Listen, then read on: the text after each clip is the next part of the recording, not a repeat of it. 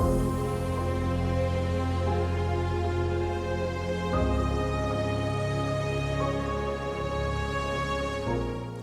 are very delighted to welcome our special guest and keynote speaker, a world-renowned scholar and leading researcher in ubiquitous computing, Internet of Things, and smart city systems at the University of Tokyo.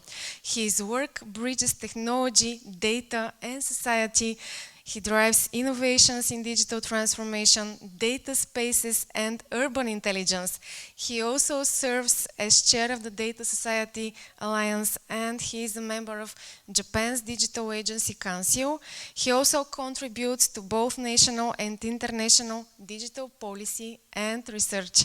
Please welcome Professor Noboru Koshizuka. Thank you very much for the very kind introduction.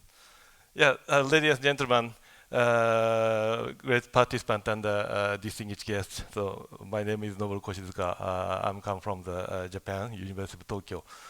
And now, so today I would like to talk about this is the title of my talk. So today I would like to talk about AI, artificial intelligence, and data space, and also smart city.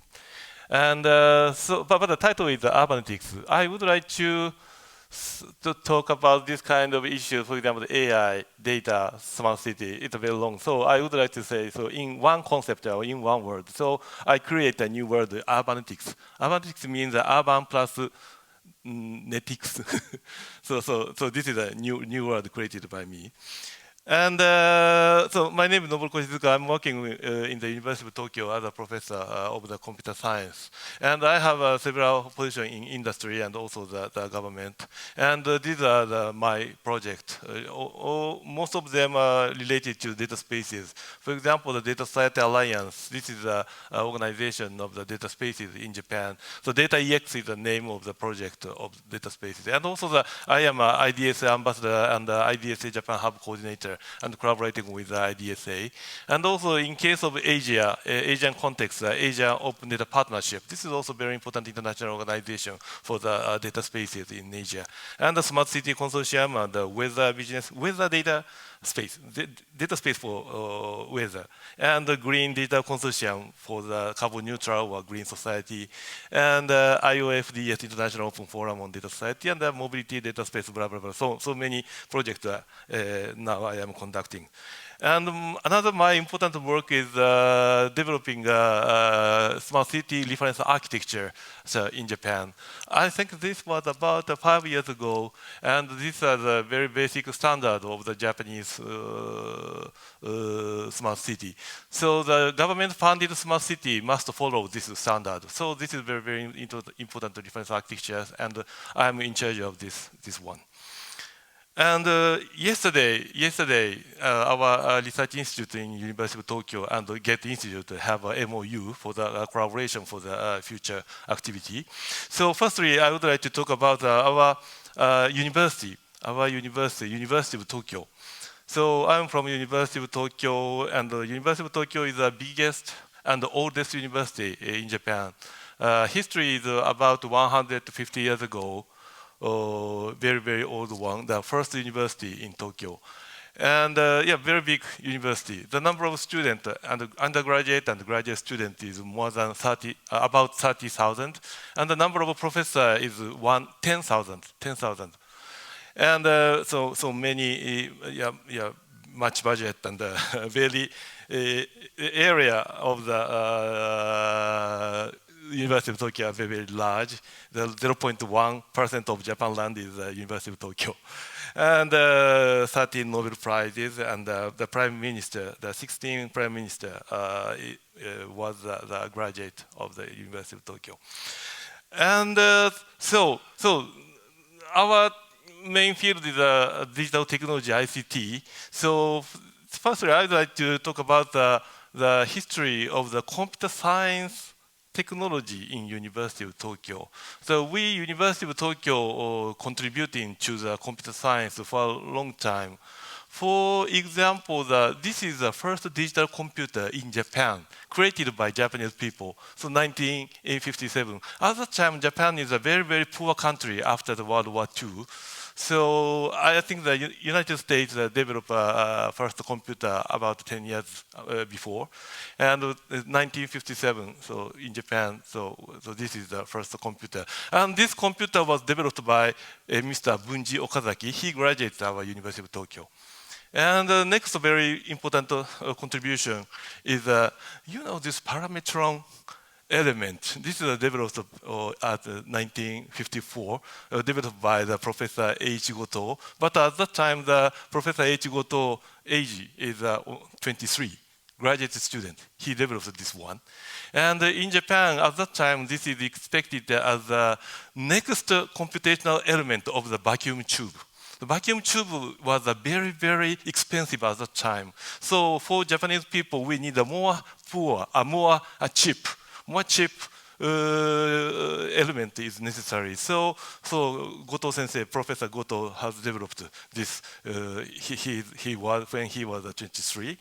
And University of Tokyo has developed this first computer of the University of Tokyo, 1958. At that time, the age of the Professor Goto is 27. he was a graduate student of the doctor course. This is the first computer, very, very important one. And today my talk is about artificial intelligence and the data spaces and the smart cities. So related to these issues, very, very important contribution. For example, the Professor Shunichi Amari, he's a pioneer of the neural network. Very, very early ages, so for the 1960s. He invented the neural network at that time in University of Tokyo. And also, another important person is Professor Ken Sakamura. He's a boss of he was a boss, my boss. And he proposed the ubiquitous computing or Internet of Things for the first time in the world. So this picture is his idea of the ubiquitous computing and IoT. But this figure is illustrated in 1987, about 40 years ago. So very, very old one. But this is a very modern one. And this picture, almost the same as the Industry 4.0. But this was proposed at 1984 at the time. And this is the first implementation of the ubiquitous computing, a Tron Smart House. This was developed in 1989, so about 35 years ago.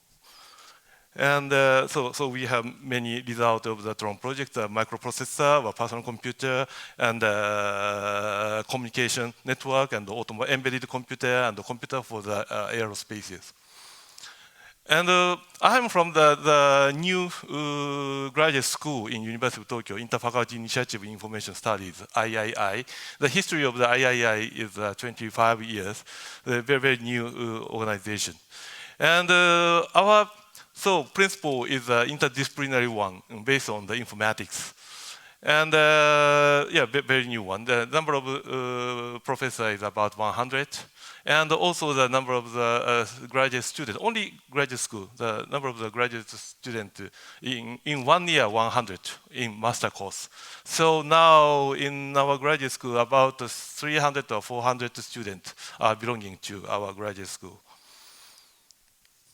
And the research topics in our research institute of our graduate school is the Urbanetics. The content is the ubiquitous computing, Internet of Things, data spaces, artificial intelligence, and smart blah blah blah, smart cities, smart rural area, and building, house, mobility, and agriculture. So smart blah blah blah. So we call the smart X, and human-computer interaction, and so digital. And we have much international collaboration with, for example, the IDSA, Data Space Discovery Day, we have already held 3 times. And collaboration with the GATE Institute, so we are invited as a keynote speaker, the sensei, Professor Ilieva, to like this. And our collaboration extending all over the world. For example, these are the collaborators in Europe of our research group, and also this is a collaboration in Asia, Taiwan and Malaysia. So these are countries our collaboration, and also the domestic one. These are companies, the collaboration with our institute, and also these are the government institute in Japan. These are the ecosystem of our research institute. And my main topic today is I would like to propose the concept of Urbanetics. I think this is the first time to say to talk about this concept. And my definition of Urbanetics is a very, very universal principle of intelligence in both living environment and cities. And so because why I created this concept, because I would like to cover the following this kind of research topics: AI, data spaces, IoT, trust, human-computer interaction, smart building, smart city, data-driven. So this kind of research area is common to the GATE Institute and our institute. So these items are, so number of items are so large, so I would like to have a umbrella concept of these research issues. And this Urbanetics concept, we have several background. First one is the cybernetics. So I have inspiration from the cybernetics, because cybernetics, the definition is a discipline that studies the universal principle of control, communication, and feedback. I think this is a little bit old now, I think. But in this case, this universal principle for both living organisms and machines, and covering the research area of the system theory, control theory, artificial intelligence, cognitive science, robotics, biology, organizational, cybernetics, complexity science. But today, we would like to cover more and more things like IoT, smart building, smart city, data-driven planning, autonomous driving, ITS, and so on. So we define the Urbanetics as a discipline that studies the universal principle of the intelligence in both living environment and cities. In this case, not the environment, but the living organism or machine. But we are now focusing on the living environment and cities. So environment, so much large target is necessary, I think. And second background is a SF movie from the Space Odyssey, very, very famous one. So the main issue, main theme of this movie is the reborn of humankind or human evolution. In this movie, the mankind have two evolution: first awakening and second awakening. The most important symbol is a monolith. So monolith is a very, very symbolic one. And in the first awakening, the monkey to mankind. So in this awakening, this monolith appeared on the earth. And second awakening, in this case, mankind progressing too much, and in these days, mankind is human only in the Earth, only in this planet. But recently, we are going to the moon, we are going to spaces. So now the mankind is not only the Earth, but also the spaces. So this is the second awakening. So our technology to the space or modern technology, high technology, mankind, so we must awaken. So after the awakening, star child. This is the theme of this movies. So now is the age of the AI. So how to consider this AI is also very important. So human of today, and we have AI, and maybe the singularity. After that, we must change the value or several kinds of things. So we must change. So we call new humankind, for example, the AI child. In the case of the movie, it's a space child. So for example, how about the AI child? So after AI the era, we must become. What is the AI child? Is main issue of our research. And also, this is that is about the human. So how about the environment?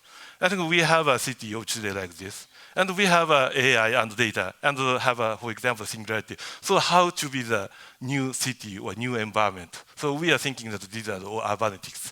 So I have learned much from these movies. And third background is Le Corbusier, very old architect. He says that Le Corbusier said that a house is a machine for living in. about 100 years ago. And he designed very much many cities and buildings like this. Very, very modern and very mechanical. But this is 100 years ago. 100 years ago. I have a very much inspiration from this kind of work. And I think that Urbanetics is a city, is a machine for living in, for example. So this is one of the concepts of our Urbanetics. So I think the origin of the Urbanetics is the Professor Sakamura, my boss, proposed in 1984 in the Tron project. So these are the concept of the ubiquitous computing and the IoT. So living environment becomes more and more smart. So this is a smart house about 35 years ago. And these are the very, very intelligent, smart environment. But the concept is invisible computers, invisible computer. This house have a very, very equipped with more than 1,000 computer and sensors. But computer and sensor are almost invisible. So the final background is Japan's very philosophical tradition. So in the Christian world, or I think that also in the same the Islamic world, God is only one. God is only one. But in case of Japan, God, so many gods, everything have a God. For example, this table have a God, the God of table, God of mic, God of pointer. So God of clothes. So these are the concepts of Japanese traditional one. So the very animistic tradition, the nature as intelligent, and Shinto, Yao Yorozu no Kami. Yaorozu no Kami means, Yao Yorozu means 800 of gods we have. So this is the concept. This is very similar to the IoT and ubiquitous computing. So in this case, God and the computer almost the same. The smart things is the object with God or object with life. So this concept is very Japanese-oriented concept. So this matches of the smart city and the IoT, ubiquitous computing, such kind of concept. So this is also very important background concept. And seriously speaking, so what is the academic framework of the Urbanetics? We consider that the core of the Urbanetics is the computer science and the data science. The computer science, for example, the data space network, architecture and operating system, or computer-human interaction, and also data science, artificial intelligence, simulation, big data processing, and geospatial science. This kind of technology is the core of the Urbanetics. And we would like to apply this kind of technology or knowledge to the pharmacies, welfare, assistive technology, disaster alleviation, smart city education, so blah, blah, blah, so many applications. So this is the total academic framework of the Urbanetics. So next, I would like to show the example of our Urbanetics research examples. So we have 5 types of researches, so data spaces, and data-driven intelligence, data space plus artificial intelligence, and smart city of city planning, and smart city research for data-driven digital services. And the final one is the slow digital. So data spaces, so everyone knows this kind of concept, and so most important vision is the data sovereignty and the trust and the reliability, governance rule, or federated architecture, and the equality, openness, interoperability is also a very important issue for the data spaces. And this kind of, we do not need this kind of the huge database, but also using API, we can realize the federated data platform using the data space concept. And so in these 20 years, I think it's the era of the internet. I think internet is a very important infrastructure. And upon the internet, we need a new digital infrastructure, because the internet is also very important even now, but it's a network layer. The abstraction level is very low, so we need a new infrastructure upon the internet in the data layer. So I think it's a trusted global data space, like a Gaia X Transex system, IDSA, and the Data EX, and the Japan Mobility Data Research, CATNA-X. We have many kind of initiative for this trusted global data space, and very, very competitive layer here. Upon this I think the many industry have a big business, cyber physical services. For Society 5.0 is the background of the Japanese situation.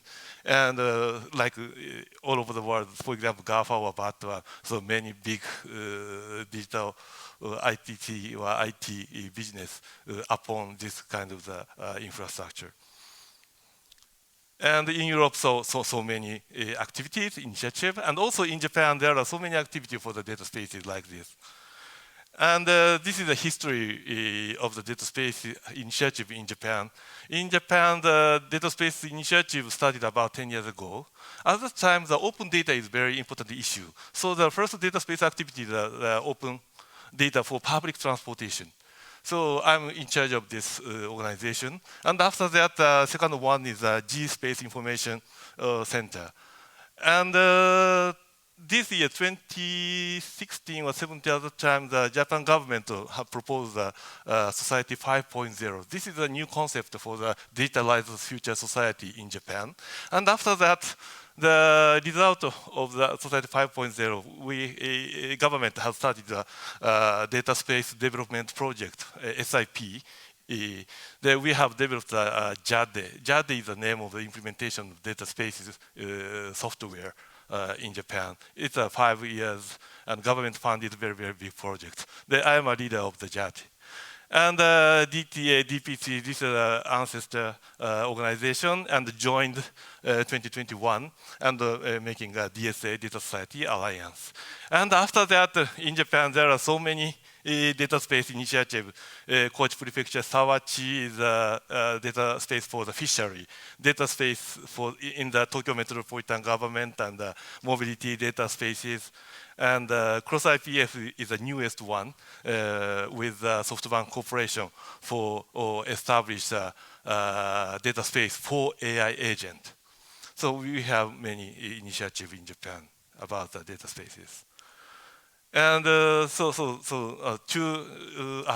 last month we have established a new organization, Cross IPF Consortium, jointly with government, MIC, Ministry of Information and Communication, and the Ministry of Economy and Trade and Industry, and NEC Corporation, Fujitsu Corporation, and the University of Tokyo, and the SoftBank Corporation, and the Next East Corporation, so all jointly. So we have established a new big organization. The main topic is how to integrate AI and data spaces.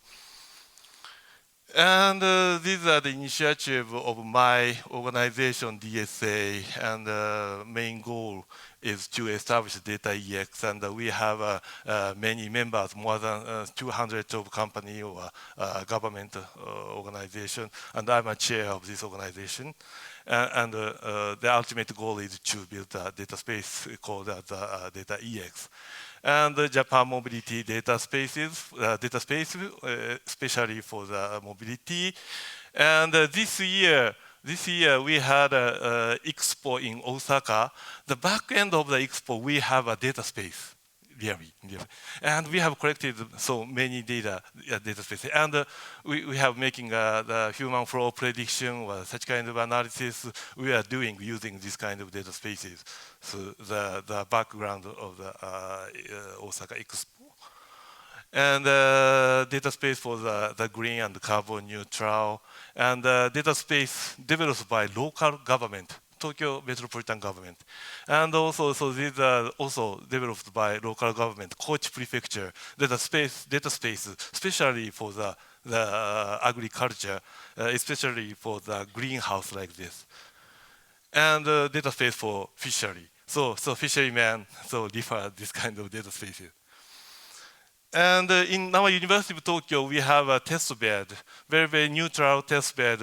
We have already installed many kind of data space systems, like the fireware test bed and IDSA test bed, and the Japanese implementation, the JADE test bed, and the NTT Docomo business, NTT Group test bed, and also the Cross IPF test bed. So we have a many collaboration with other organizations all over the world. So the second topic is the data-driven intelligence. This is also very important now. And because this is very, very important figures about the LLM consuming the very, very big data in the learning phases. And this green line is the amount of opened data dealt with LLM learning. So this line, increasing a little bit. And this blue line is the amount of the data LLM learned. So GTP3, this level, and Llama 3, and increasing. And I think after 2 or 3 years, every data in the world, open data, will be consumed by LLM. So learning competition will soon stop. So this is a very important situation. So we cannot make such bigger LLM more 2 or 3 years after. But LLM, or current artificial intelligence, learning from only general knowledges. Today, the LLM do not deal with the context data or real-time information data or dark data or specialized knowledge. For example, the market and the competitor data, human resource data, customer data, financial data, real-world context, geographical, personal, operational data. This kind of data all in the company or organization. But these are the all some kind of secrets, not so open. So LLM do not learn from this kind of data. But data space are the infrastructure for dealing with this kind of data in a trusted manner and with digital sovereignty. So now my idea is to integrate the AI agent and the data space is very, very important. Because we have no more general knowledge. So LLM needs new data. So new data is like this. And if we want to have a value in the business context, so this kind of data is most important one. So we would like to connect AI agent to data spaces. But as you know, there will be the many important problems: security, trust, privacy protection, many things. So our data system must solve this kind of problem. So using the technology and governance rules or social mechanisms. So we need to solve this kind of problem. So firstly, from the point of view of the technology, so we are proposing the new data space architecture, federated RAG. So in the traditional data spaces, the player is only a data user and a data provider. But in the era of the AI, new player is the AI agent. AI agent is one of the player of data spaces. So in this case, so many other technology is necessary, and the implement realize the trust and the security and the ethics and data sovereignty. So I think that now AI is out of the scope of the ethics of the trust and the security, the data sovereignty. So we must realize that this kind of issue in the AI systems. So this figure, looking at these figures, we notice that AI in the future, AI is becoming a part of the distributed system, I think. For example, in today, AI and the conventional digital system a little bit different one and separated. And for example, these kind of AI are running in the United States, and these are for example, in Japan and Bulgaria and in many countries, but separated. But in the future, so this AI is all integrated in this kind of conventional or distributed and federated computing system. So in this case, the new technical issue is necessary. For example, how to connect these components and how to collaborate this kind of module. So middleware is very important for AI. So from today, I think the most important research area of AI is the middleware, I think, middleware competition. several years ago, the main competition domain is how to run big data. So running competition is the main topic. But from now, the middleware development is a new competition. So we would like to have a much good middleware for AI. And data space is very one of the very important middleware for AI. So if this is the future of the AI, so AI need not know everything. So AI need not. So AI agent should be a data scientist. So data scientists need not to know what is the answer, but data science knows how to get the answer, how to solve. Such kind of the way to solve. If this is the reality, have a reality, this kind of AI we can implement in a small manner. I think the small AI is possible, I think. So, for example, the NVIDIA research group says that small language model are the future of the agentic AI. Because the agentic AI should be the data scientist. Not know what is the answer, not know the knowledge of all over the world, but this AI agent knows only how to get the answer, how to solve the answer. So it is a very realistic way of the artificial intelligence in the future. So we need not only the good model for AI, but we need a much better middleware for AI.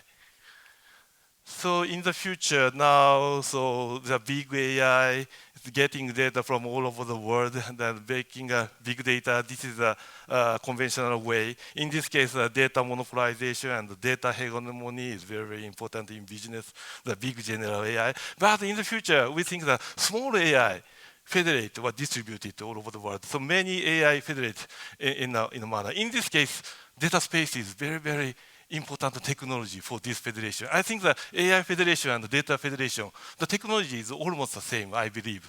So how to connect AI and the data space is very important for the data space.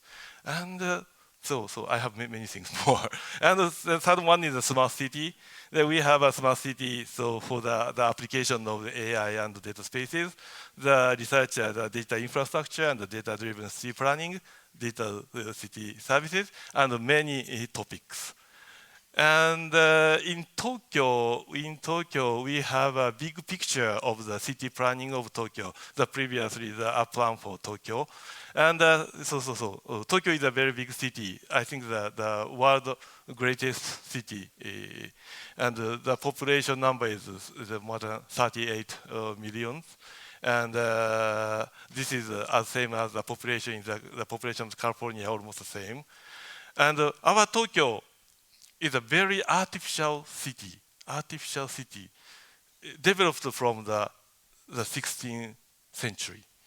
This is the first figure of the city planning, urban planning of Tokyo, about 500 years ago. This is the first figure. And after that, we have many big picture, many city planning of Tokyo or Edo area. For example, this is the famous Mr. Shinpei Goto. He designed the new Tokyo after the big earthquake in Tokyo about 100 years ago. So this is the total whole Tokyo city planning 100 years ago. So this is now so effective in the Japanese government. And the next most important issue in Tokyo is the World War II. In the World War II, the Tokyo almost burned out. After that, we need a new city plan of Tokyo. So this is a city planning of 1948, the big picture of the Tokyo. After that, in Japan, so much economical growth, and we would like to change Tokyo according to the economic growth. At that time, the Professor Tange Kenzo, he's a professor of the University of Tokyo, proposed a new big city plan, Tokyo Plan 1960.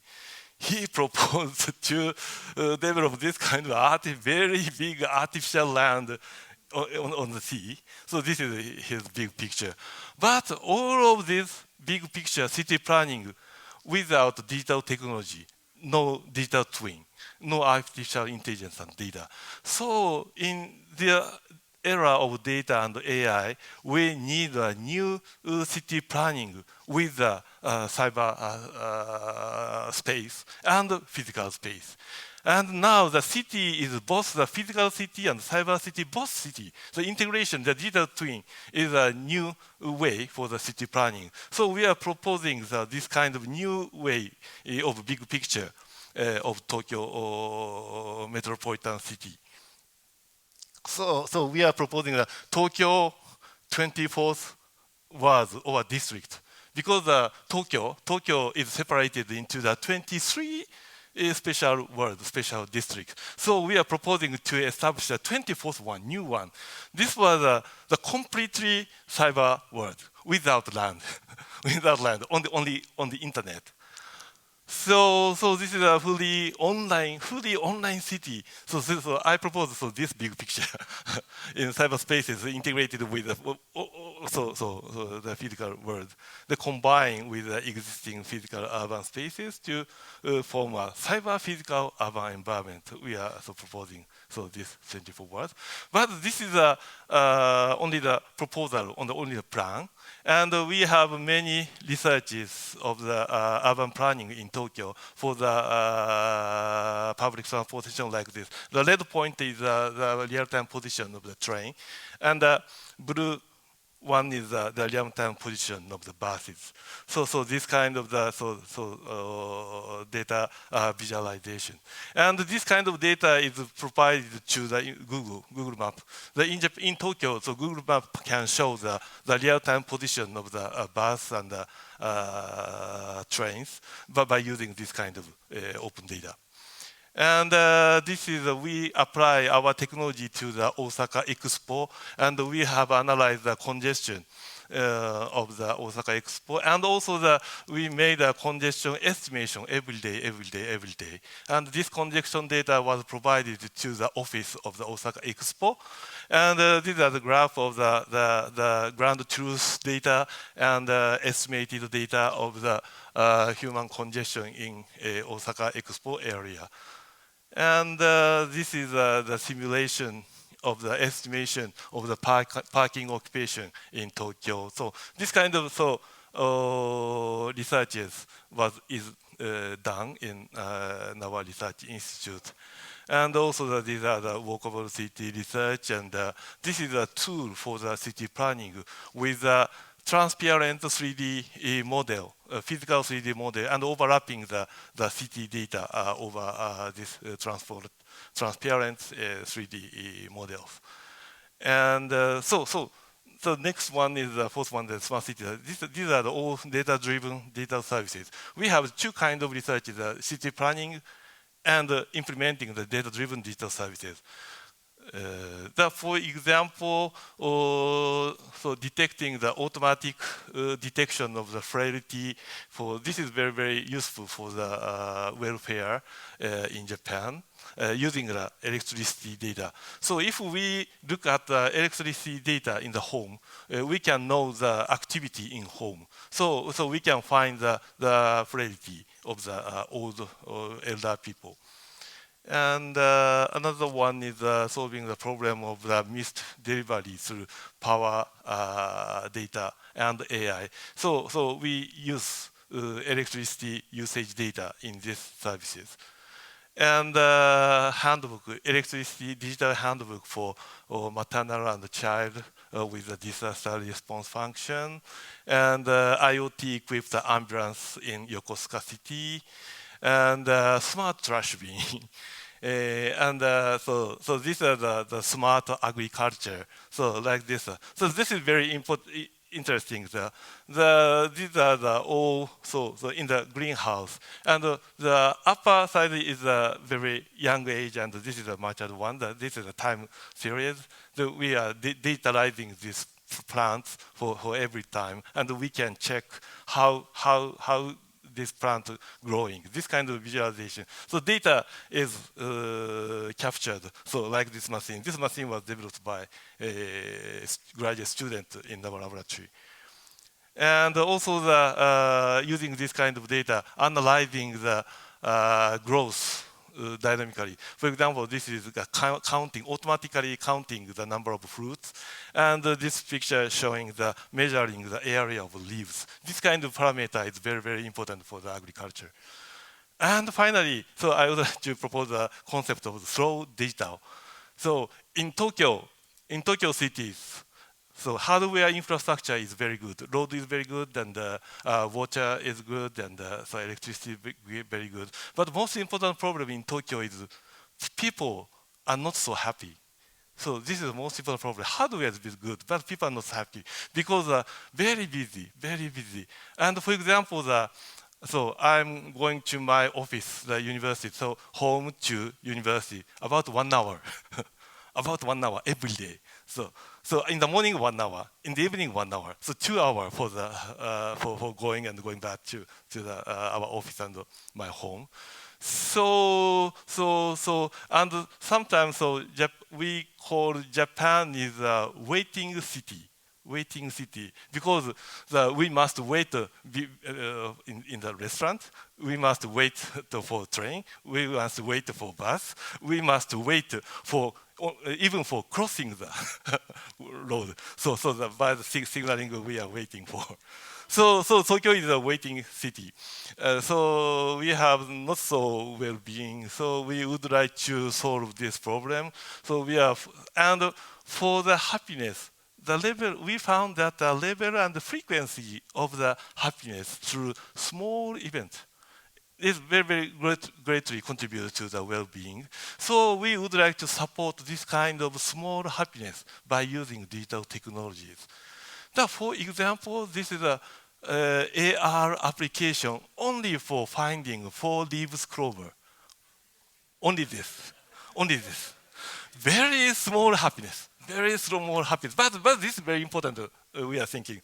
And this is a research result of the Keynote laboratory. And so this is a refrigerator. This refrigerator we cannot open. So to open, we must smile in front of this refrigerator. So for small fun, if we smile, we become happy. So why happy? Why happy? So because happy, so smiling. No. So we smile because we smile, so we become happy. So this is a research result of psychology. And also the very simple. We only hear the sound of very realistic sound of nature in the forest, in the center of the city, in the center of the Tokyo. This is also very greatly contribute to the well-being. So video this time. This is okay. This is our laboratory. So these are members. And other research is, for example, AI controlled smart building. So this is my building. So designed by Kengo Kuma, so very wooden wall. And this is our hall in our laboratory, the full of wood. And now we rebuilt this building into the smart building. So this is an AI building.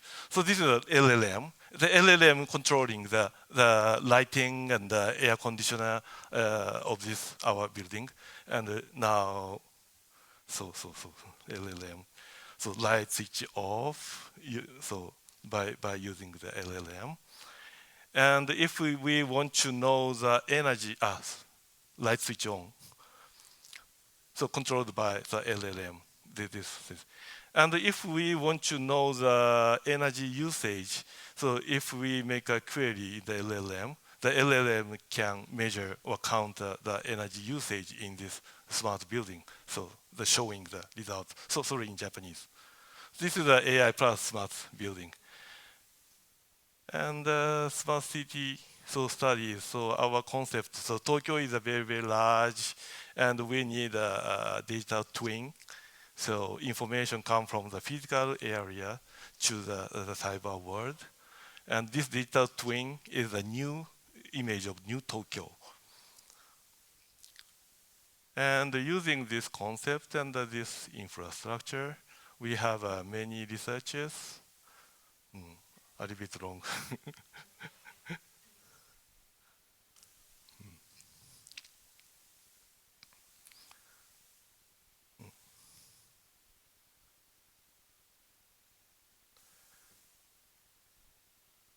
for example, so this is a scale city. This is a tool for the city planning. So the 3D transparent physical model and overlapping the city data. I think the red circle and the blue circle is the position of the railway. So this is also so this kind of data, and this is I think the congestion of human. I think so we can overlap this kind of information on the physical 3D spaces.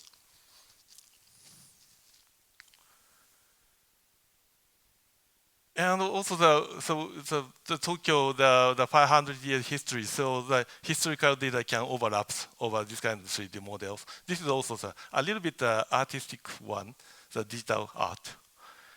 And digital route optimization system. So this is an experiment in our campus and making a delivery. And the delivery route, normal delivery route is like this. So nearest is the first. But in this case, we have electricity data. We know the absence of in each home. So, for example, the delivering first, second, and after that, another. So this is a graph of the existing existing the probability and frailty. The frailty, this is very successfully implemented, and now the Japanese big company now providing these services to the local government. So this is a smart happiness finder for finding 4 leaves clover like this. And she's the Professor Anna-san there. And this AI system can find the 4 leaves using AI. New AI usage, like this, for the small happiness. And we have very conventional city planning tools. This is a tool for the disaster in Tokyo, and this is a score for the dangerous for the disaster. And the risk of the flooding, is displayed on the map. And this map shows a real-time video of the river, because often the river will have a flood, so we can check the real-time situation of river in Tokyo. And also these are the emergency medical support system. This is the training for the emergency. So have some big disaster and many patients here, and first triage. And this is a tool developed by our laboratory, and inputting the information of the patient. And so the color is the class of the triage, and convey the patient to the hospital. And this is a system in the ambulance. So in the ambulance, so from the ambulance, we can send the information of the patient to the hospital So these are our laboratory research. So, and we have the international collaboration like this. And this is the ecosystem of our research institute. And finally, the conclusion is, so yesterday we had a MOU with GATE Institute on the graduate school. So we would like to continue and extend this kind of research issues with collaboration with the GATE Institute. So thank you very much. Wow. Really impressive presentation. Thank you so much. Big applause again. Please, you can stay here, because now I'm giving the opportunity to ask you a few questions. Of course, if they want, I'm sure you have many questions before we make the coffee break. So please, let's make a discussion. Yes?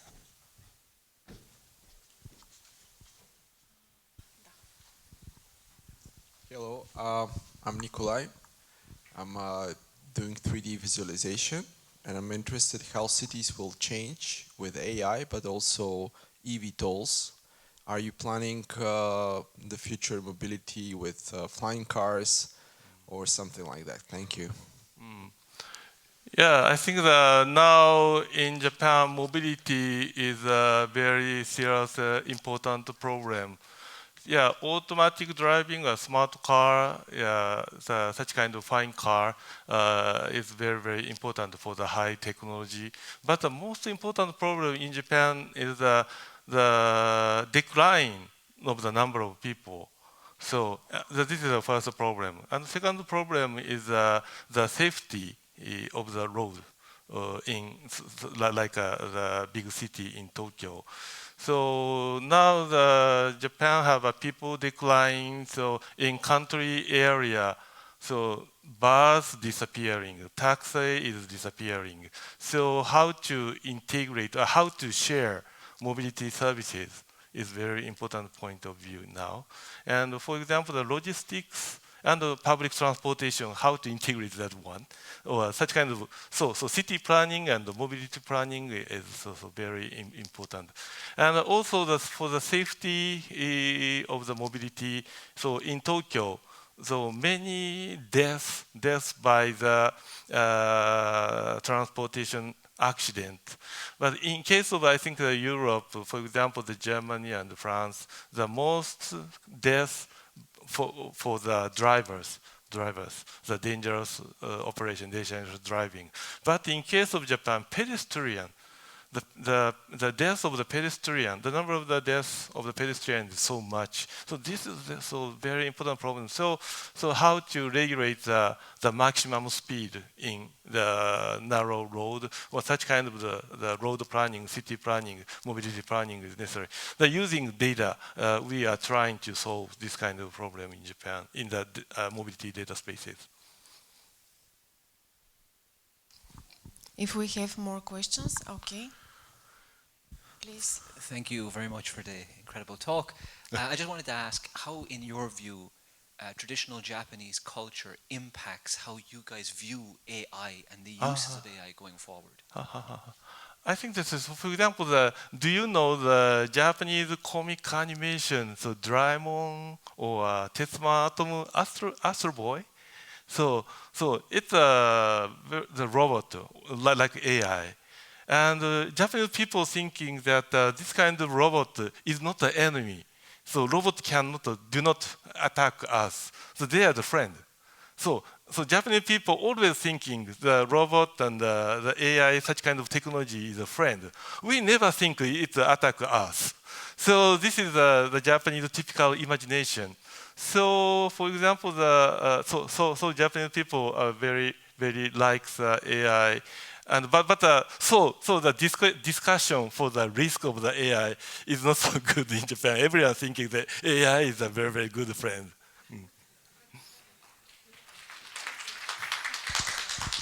Thank you. If we have more questions, okay. Thank you for the really inspiring presentation. My name is Albena Spasova and I represent EdTech Bulgaria. So my question is about education.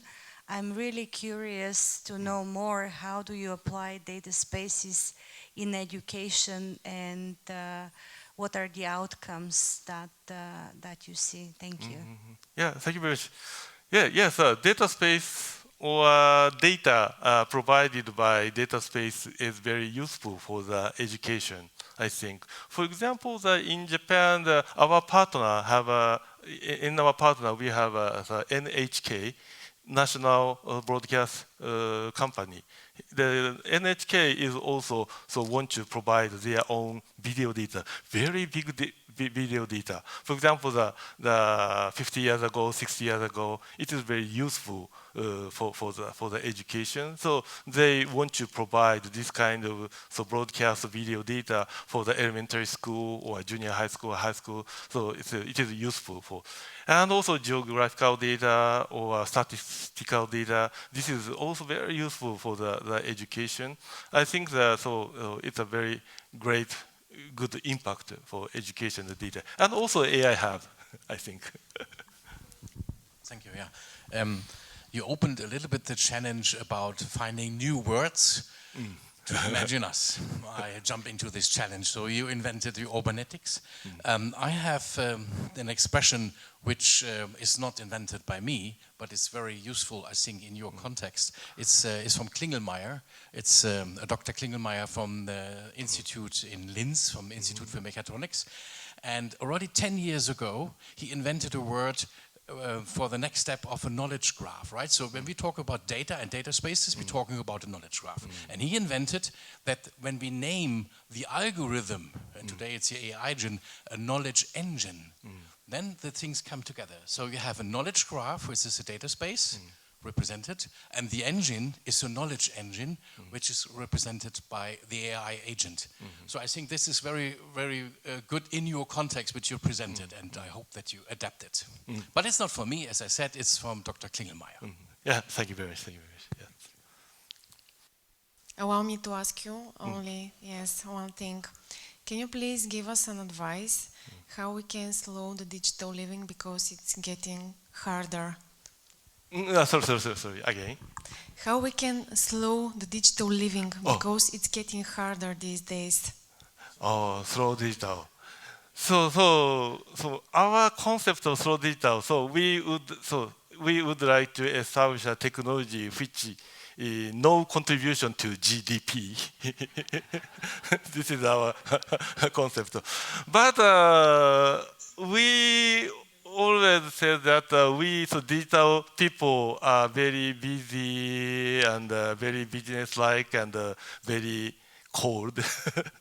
but about 30 years ago, 40 years ago, so when we are the student. So this kind of technology mainly created by the hackers. So do not know about the GDP, or are not interested in the economy or business. So hacker want to do the computer or such kind of interested in only technologies. So I think the origin of the computer science or information technology is, I think, slow digital. I think the hacker is very, very slow, I think. So no interested in the GDP, economy, business, the social issues. So this is the style of the hacker. So I would like to remember the days of the hacker. So this can be we will make the people happy by using this kind of living styles, I think. Thank you.